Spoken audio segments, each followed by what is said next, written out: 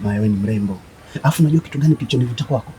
Kitu kilichonivutia kwako, tabia yako, uzuri wako, ndio kitu ambacho pekee nimenivutia. Ni kweli, lakini it is true. Nikikuweka ndani mtoto, hii dunia tayari iko hapa. Oh, what tena na unaelewa?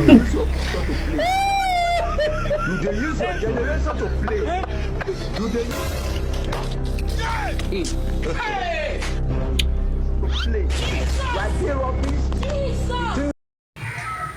Bana, sio wote.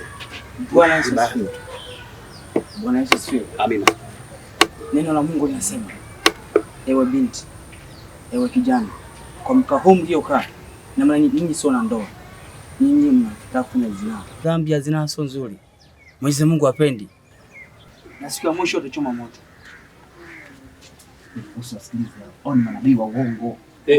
hivi nyewe muogopi Usipomuogopa Mungu utamuogopa nani? Hivi sister, paka mtu anapita na kuhubiria bado tu hujafunguka. Ogopa. Huenda Mungu amekuepusha, unajuaje? Sikiliza, hamna ukweli wowote ndani yake. Hata hao mababu walianza hivi ambapo tunaanza mimi na wewe. Niache mimi niende. Hivi kweli kwa akili yako kweli mimi nifike kwa wazazi moja kwa moja Maya? Maya. Basi inaweza kuwa nyinyi wote ni wapenzi. Na nyinyi ndio mtachoma moto. Hata mwenyewe pia malaya vile vile. Unajua umepata kumepatikana.